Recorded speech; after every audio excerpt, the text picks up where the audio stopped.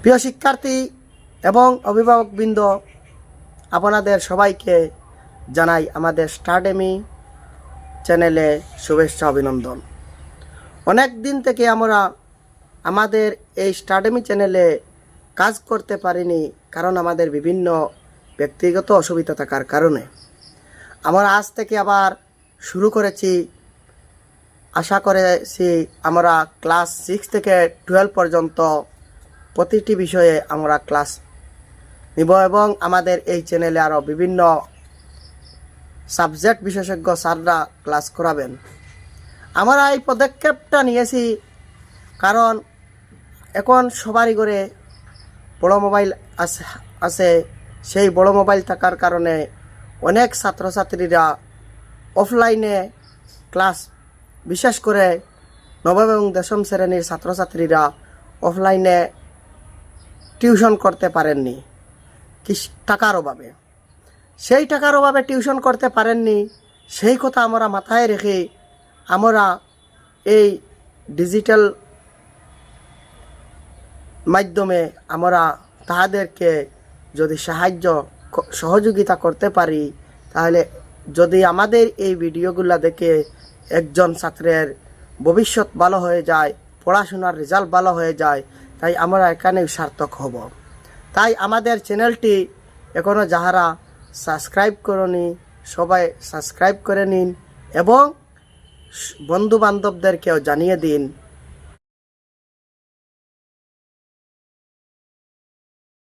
আজকে আমি নবম শ্রেণীর সমাজবিজ্ঞানের ইতিহাস বিভাগের প্রথম অধ্যায়, ভারতবর্ষে ইউরোপীয়দের আগমন, ভারতবর্ষে কিভাবে ইউরোপীয়রা এসেছিলেন সেই বিষয়ে আমি আলোচনা করব। এই পাঠটি পড়লে আমরা এই পাঠের মূল আলোচ্য বিষয় ভারত সরকার আইন 1858, ভারতীয় পরিষদ আইন 1861, কেন্দ্রীয় শাসন, স্থানীয় স্বায়ত্তশাসন রূপায়ণের লর্ড রিপনের ভূমিকা, অসামরিক সেবার ভারতীয়করণ, এই বিষয়গুলো আমরা জানব। প্রাচীনকাল থেকে ভারতবর্ষের সঙ্গে গ্রিস, রোম ইত্যাদি ইউরোপীয় দেশের সঙ্গে যোগাযোগ ছিল বলে জানা যায়। আমরা এখন জানতে পারলাম প্রাচীনকাল থেকে ভারতের সঙ্গে গ্রিস, রোম, আরব ইত্যাদি ইউরোপীয় যে দেশগুলো আসলো, সেই দেশগুলির ভারতের সঙ্গে যোগাযোগ আসলো। গ্রিক এবং রোমান প্রমুখ ইউরোপীয় জাতি লোহিত পারস্য এবং আফগানিস্তানের ভিতর দিয়ে স্থলপথে ভারতবর্ষের সঙ্গে বাণিজ্যিক সম্পর্ক চালিয়েছিল। আমরা এখন জানতে পারলাম গ্রিক এবং রোমান আরও ইউরোপীয় জাতি লোহিত পারস্য আফগানিস্তানের ভিতর দিয়া স্থলপথে, মানে পায়ে হাঁটা স্থলপথে, মাটি বাই দিয়া পথ ভারতের সঙ্গে, সেই পথে দিয়ে ভারতের সঙ্গে বাণিজ্যিক সম্পর্কটা চালাইছিল। খ্রিস্টীয় 6ষ্ঠ শতাব্দীর শেষ পর্যন্ত এই যোগাযোগটা ছিল, কিন্তু খ্রিস্টীয় 7ম শতাব্দী থেকে সমুদ্রপথে আরব নাবিকদের একছত্রী আধিপত্য বিস্তার হওয়ার পর থেকে ভারতবর্ষের সঙ্গে ইউরোপীয়দের প্রত্যক্ষ যোগাযোগ একেবারে কমে আসছিল। কিন্তু খ্রিস্টীয় 7ম শতাব্দীর পর থেকে সমুদ্রপথে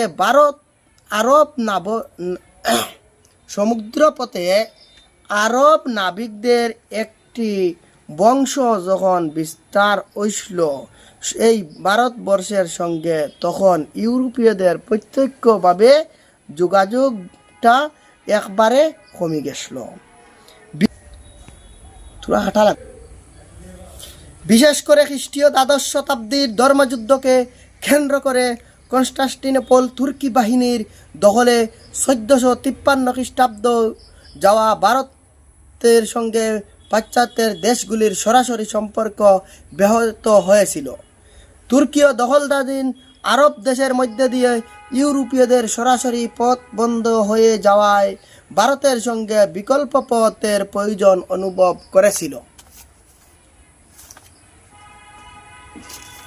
নতুন পথ সন্ধানের ক্ষেত্রে প্রদর্শক ভূমিকা নিয়েছিল পর্তুগিজরা, আর নতুন পথ পাওয়ার লাগিন তারা খুব গুরুত্বভাবে তারা খুঁজানিত লাগলা খর্গে পর্তুগিজরায়। দুঃসাহসিক দুর্দমনীয় পর্তুগিজ নাবিকরা ভারতের সঙ্গে নতুন নৌপথ আবিষ্কারের উদ্দেশ্য নিয়ে অজানা সমুদ্রে নৌযাত্রা করছিল। আর দুঃসাহসিক দুর্দমনীয় পর্তুগিজ নাবিকরা ভারতের সঙ্গে নতুন নৌপথ আবিষ্কারের উদ্দেশ্য লইয়া তারা অজানা সমুদ্রপথে নৌযাত্রা শুরু করছিল। 1457 খ্রিস্টাব্দে পর্তুগিজ নাবিক বার্থমিউ ডিয়াজ আফ্রিকা মহাদেশের দক্ষিণ দিকে অবস্থিত উত্তমাশা অন্তরীপে উপস্থিত হয়েছিলেন। মাত্র 10 বছর পর অন্য এক নাবিক ভাস্কো দা গামা ডিয়াজকে অনুসরণ করে 1498 খ্রিস্টাব্দে দক্ষিণ ভারতের কালিকট বন্দরে উপস্থিত হয়েছিলেন। নতুন জলপথের আবিষ্কার ভারতের সঙ্গে পাশ্চাত্যের যোগাযোগের সূচনা করেছিলেন। একতায় এই যোগাযোগ ভারত তথা সমগ্র পৃথিবীর ইতিহাসের এক নতুন যুগের সূচনা হয়েছিল। এখন আমরা জানব ভারতে ইংরেজদের আগমন কিভাবে হয়েছিল। ভারতে ইংরেজদের আগমন হয়েছিল কিভাবে সেই বিষয়ে এখন আমরা জানব। পর্তুগিজদের মতো ইংরেজ নাবিকরাও নতুন সমুদ্রপথে অন্বেষণে মনোযোগ দিয়েছিলেন।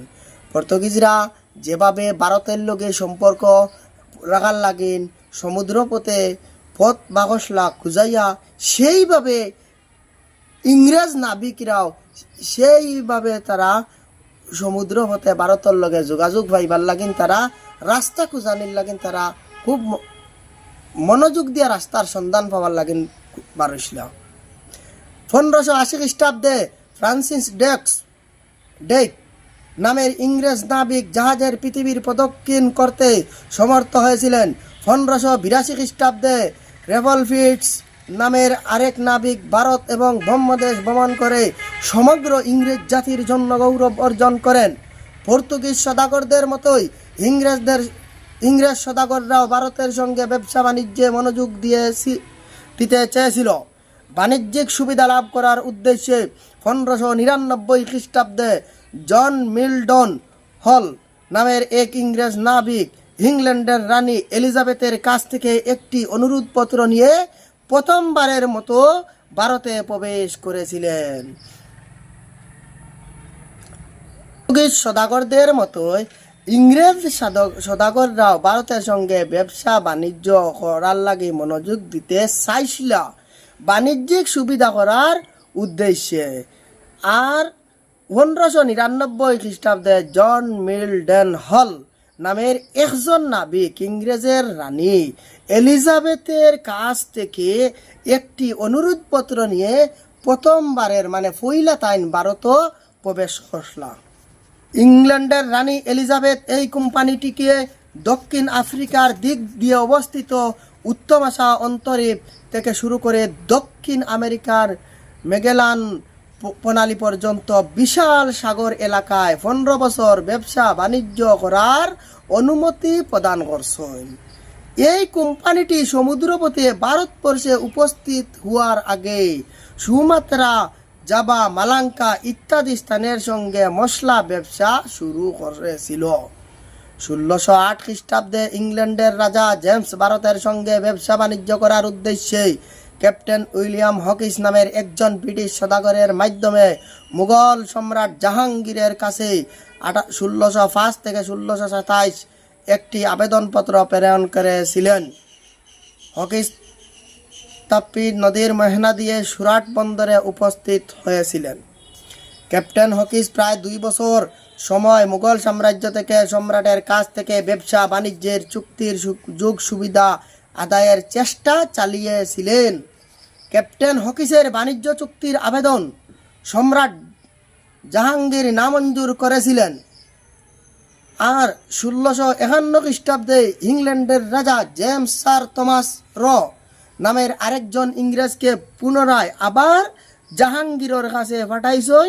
পয়লা পাঠাইছিলা, পাঠানির পরে ক্যাপ্টেন হকিস প্রায় 2 বছর সময় মুঘল সাম্রাজ্য থেকে সম্রাটের কাছ থেকে ব্যবসা বাণিজ্য করার কিছু সুযোগ সুবিধা আদায় করার চেষ্টা চালিয়েছিলা। আর ক্যাপ্টেন হকিসের বাণিজ্য চুক্তির আবেদন সম্রাট জাহাঙ্গীরে নামঞ্জুর করেছিলেন। এর বাদে তাই আবার 1651 খ্রিস্টাব্দে ইংল্যান্ডের রাজা জেমস স্যার থমাস র নামের আরেকজন ইংরেজকে পুনরায় জাহাঙ্গীরের কাছে তাই পাঠাইছেন। থমাস র অজমিরে উপস্থিত হয়ে সম্রাটের সঙ্গে দেখা করেছিলেন। থমাস র কোনো ধরনের বাণিজ্যিক চুক্তি করতে পারেননি, যদিও সম্রাট জাহাঙ্গীর ইংরেজ সদাগরদের সুরাটে বাণিজ্যিক কুষ্টি স্থাপনের অনুমতি প্রদান করেছিলেন। এরপরও ইংরেজ সদাগররাও ভারতের সঙ্গে বাণিজ্যিক চুক্তি করার চেষ্টা চালিয়ে আসছিল। 1715 খ্রিস্টাব্দে জন শারমানের নেতৃত্বে ইংরেজদের এক প্রতিনিধি দল মুঘল সম্রাটের ফারুকসিয়ারের 1713 থেকে 1719 সঙ্গে সাক্ষাৎ করে পুনরায় বাণিজ্যিক চুক্তির প্রস্তাব পেশ করেছিলেন। সে সময় সম্রাট ফারুকসিয়ার কঠিন রোগে ভুগেছিলেন। রোগাক্রান্ত সম্রাট ফারুকসিয়ারকে সেই প্রতিনিধি দলের একজন ছিলেন চিকিৎসক, আর সেই চিকিৎসক ডক্টর হ্যামিল্টন চিকিৎসা করে তার রোগ নিরাময় মানে তার রোগটা কমাইয়া দিছিলা। আর প্রতিনিধি দলটির প্রতি তান একটা সদয় ভাব হয়ে দেখিয়েছিলেন। তাই এই প্রতিনিধি দলটির প্রতি একটা সদয় ভাব দেখিয়েছিলেন। এই সুযোগে সম্রাটের কাছ থেকে ইংরেজ সদাগররা 3টি ফরমান আদায় করে ইস্ট ইন্ডিয়া কোম্পানি সমগ্র ভারতবর্ষে নির্বিঘ্নে ব্যবসা বাণিজ্য করার রাজকীয় অনুমতি লাভ করে। সেই প্রতিনিধি দলের একজন ছিলেন ডক্টর, আর সেই ডক্টরে তানে চিকিৎসা করার পর তার রোগটা যখন কমেছিল তখন তান সেই প্রতিনিধি দলটির প্রতি একটি ভালো মনোভাব জন্মেছিল। আর সেই সুযোগে তারা 3টি ফরমান আদায় করে এই প্রথমবারের মতো আমাদের ভারতবর্ষে তারা ইস্ট ইন্ডিয়া কোম্পানি নামে একটি সমগ্র ভারতবর্ষে ইস্ট ইন্ডিয়া কোম্পানি নাম দিয়ে তারা সমগ্র ভারতবর্ষে রাজকীয় ব্যবসার অনুমতি লাভ করেছিলেন। সেই সময় ভারতে ইস্ট ইন্ডিয়া কোম্পানিটি এসেছে। সঙ্গে সঙ্গে ভারতের মাটিতে কোম্পানি নিজের ভবিষ্যৎ সুদূর করার দিকে অগ্রসর হয়েছিল। আর তারা কোম্পানি ভাইয়া এই প্রতিনিধি দলটি কোম্পানি একটা নাম দিয়া অনুমতি হইয়া তারা কিতা করছে, সঙ্গে সঙ্গে তারা ভারতের মাটির তারা নিজের ভবিষ্যৎ তারে মজবুত করার লাগে তারা খুব বেশি মনোযোগ দিয়া কাজ চালাইছে এবং খুব দ্রুতভাবে তারা আগবাড়িয়ে যাওয়ার চেষ্টা চালিয়েছে। ভারতবর্ষে ঠাঁই লাভ করা ইস্ট ইন্ডিয়া কোম্পানি প্রথম এবং প্রধান উদ্দেশ্য ছিল ব্যবসা বাণিজ্য করা। আর ভারতবর্ষে তারার ঠাঁই লাভ করা মানে জায়গা পাইছেন এই ইস্ট ইন্ডিয়া কোম্পানির মূল এবং প্রথম এবং প্রধান তারার উদ্দেশ্য আসলো তারা ভারত খালি ব্যবসা বাণিজ্য কর্তা। কিন্তু ব্যবসা বাণিজ্যকে কেন্দ্র করিয়া তারা যেবলা ডানা মেলিলেইছুন, ডানা মেলার পরে রাজ্যের শাসনের স্বপ্ন দেখিয়েছিলেন। এটা এখনো আছে আমাদের সমাজে। একজনকে যদি তুমি বড় করার একটি সুযোগ করে দেও, দেখবে পরে তোমাকে টগল মারে উপরে, তোমাকে কিভাবে টগল মেরে উপরে চলে যাওয়ার চেষ্টা চালায়, সেই নিয়মটি এখনো আছে। কিন্তু পরে ব্যবসা বাণিজ্যকে কেন্দ্র করে ডানা মেলার পর কোম্পানির রাজ্য শাসনের স্বপ্ন দেখিয়েছিলেন। তারা ব্যবসা বাণিজ্য করিয়া তারা ডানা মেলছেন। তারার তখন কি হয়েছে, তারার পয়সাও বাড়ে গেছে, তারার আত্মাও বাড়ে গেছে, তারার কোম্পানি তো মানুষ বেসা নিলে ওই গেছেন। তখন তারা লাই এখন ব্যবসার থাকেন, এখন তারা রাজনীতির পার হয়ে যাইতিরা। ভারতীয় রাজন্যবর্গের মতো ক্রমান্বয়ে বেড়ে চলা শত্রুতা তথা তাদের দুর্বলতার সুযোগ নিয়ে কোম্পানি ভারতবর্ষে ইংরেজ শাসন প্রতিষ্ঠা করার প্রয়াস চালিয়েছিল। আর ভারতীয় রাজন্যবর্গের মধ্যে ক্রমান্বয়ে বেড়ে চলা শত্রুতা তথা তাদের দুর্বলতার সুযোগ নিয়ে কোম্পানি ভারতবর্ষে ইংরেজ শাসন করার চেষ্টা বা প্রতিষ্ঠা করার ইংরেজ শাসনটা প্রতিষ্ঠা করতে করে তারা খুব ভালোভাবে প্রয়াস চালিয়েছে। 1611 খ্রিস্টাব্দে গোলকুন্ডা রাজ্যের সুলতানের অনুমতি নিয়ে কোম্পানি মছলিপট্টমে একটি বাণিজ্য কেন্দ্র স্থাপন করেছিল। 1637 খ্রিস্টাব্দে কোম্পানির আরমগাঁয়ের দ্বিতীয় বাণিজ্যিক কেন্দ্র খুলেছিল এবং 1639 খ্রিস্টাব্দে চন্দ্রগিরির রাজার সঙ্গে চুক্তি করে মাদ্রাজের কাছে একটি জায়গায় আরমগাঁওয়ের বাণিজ্যিক কেন্দ্রটি তুলে নিয়ে গিয়ে এই কেন্দ্রটির নতুন নাম দেওয়া হয়েছিল ফুস্ট্যান্ড জজ। 1639 খ্রিস্টাব্দে চন্দ্রগিরির রাজার সঙ্গে চুক্তি করে মাদ্রাজের কাছে একটি জায়গায় আরমগাঁওয়ের বাণিজ্য কেন্দ্রটি তুলে নিয়ে গিয়ে এই কেন্দ্রটির নতুন নাম দেওয়া হয়েছিল ফোর্ট সেন্ট জর্জ। তখন থেকে বোম্বাই কোম্পানির প্রধান কার্যালয়ে পরিণত হয়েছিল। 1690 খ্রিস্টাব্দে জব চার্নক নামের কোম্পানির একজন কর্মকর্তা বঙ্গের নবাবের সঙ্গে চুক্তি সম্পাদনের মাধ্যমে বছরে 1200 টাকার খাজনার বিনিময়ে কালীঘাট, কলকাতা, সুতানুটি এবং গোবিন্দ্রপুর নামে 3টি গ্রামে জমিদারি সত্ত্ব কোম্পানি লাভ করে ওখানে একটি বাণিজ্য কেন্দ্র শুরু করেছিল। 3টি স্থানের সমষ্টিতেই পরবর্তীকালে কলকাতা নগরের পত্তন হয়েছিল। ইস্ট ইন্ডিয়া কোম্পানির সাধারণ কর্মচারী রবার্ট ক্লাইভ ভারতের ঔপনিবেশিক সাম্রাজ্যের গড়ে তোলার কূটনৈতিক শৈলী খুব কম দিনের ভিতর আয়ত্ত করতে সক্ষম হয়েছিলেন। ক্লাইভ নিজের কোম্পানির স্বার্থে অন্য বিদেশি ইউরোপীয় কোম্পানিকে ভারত থেকে বহিষ্কার করার কর্মসূচি নিয়েছিলেন। তিনি যুদ্ধ অথবা মিত্রতার জালে ফেলে দেশীয় রাজাদের কোম্পানির পক্ষে আনার প্রচেষ্টা চালিয়েছিলেন। বঙ্গের নবাব, হায়দরাবাদের নিজাম, অদ্যয়ের নবাব, রাজপুতানার রাজা প্রমুখ কোম্পানির সঙ্গে মিত্রতা করে প্রত্যেককেই নিজ নিজ কর্তৃত্ব বিসর্জন দিতে হয়েছিল। রবার্ট ক্লাইভ থেকে লর্ড ডালহাউসের 1848 থেকে 56 শাসনের সময় পর্যন্ত ইস্ট ইন্ডিয়া কোম্পানি কালক্রমে সমগ্র ভারতবর্ষে ব্রিটিশ সাম্রাজ্যবাদের উপনিবেশ স্থাপন করেছিল। পরাধীন ভারতের সুদীর্ঘকাল ব্যাপী ব্রিটিশ শাসনের সময়কে 2টি ভাগে ভাগ করা যায়। প্রথমটি হলো মুঘল সাম্রাজ্যের পতন থেকে শুরু করে 1857 সিপাহী বিদ্রোহ পর্যন্ত এবং দ্বিতীয়টি হলো 1858 খ্রিস্টাব্দ থেকে 1947 খ্রিস্টাব্দে ভারতীয়দের হাতে ক্ষমতা হস্তান্তর পর্যন্ত। প্রথমাংশে ইস্ট ইন্ডিয়া কোম্পানি ভারতীয় রাজন্যবর্গকে ক্ষমাচ্যুত করে ছড়িয়ে থাকা রাজ্যগুলোকে একত্রিত করে বিস্তারিত ভারত ব্রিটিশ ভূ এলাকায় কেন্দ্রীয় শাসনযন্ত্র প্রতিষ্ঠা করেছিল। দ্বিতীয়াংশে ব্রিটিশ রাজশক্তি ভারতবর্ষে ইংরেজ শাসন সুসংগ করে রাখার স্বার্থে স্থায়ী সরকার গঠন করে কিছু জনকল্যাণমূলক ব্যবস্থা হাতে নিয়েছিল। ভারতীয় জাতীয় আন্দোলন এই সময়ে সংগঠিত হয়েছিল। আন্দোলনের পরিণতিস্বরূপ ব্রিটিশ সাম্রাজ্যবাদ ভারত থেকে বিদায় নিতে বাধ্য হয়েছিল। আজকে এই পর্যন্ত ক্লাস হলো। পরবর্তীতে আমি কোম্পানির আমল এবং আর সেই পাঠটি বিস্তারিত করব এবং শুরু করেছি ইতিহাসের প্রথম থেকে শেষ পর্যন্ত করে আমি পরে বাকি যে 2টি ভাগ রয়েছে সেই 2টি ভাগ করাবো এবং দশম শ্রেণীরও সমাজবিজ্ঞানের করাবো। আরও আমাদের অনেক স্যাররাও আছেন, সব বিষয় ক্লাস হবে এবং সবাই আমাদের চ্যানেলটি সাবস্ক্রাইব করবেন এবং পাশে থাকা বেল আইকনে ক্লিক করে রাখবেন এবং সবাইকে জানিয়ে দিবেন। আপনারা যত ভিডিও আপনাদের ছেলেমেয়েকে দেখাবেন তত আমাদের উৎসাহ বাড়বে, তত আমরা ক্লাস দিতেও আগ্রহী হব। ধন্যবাদ।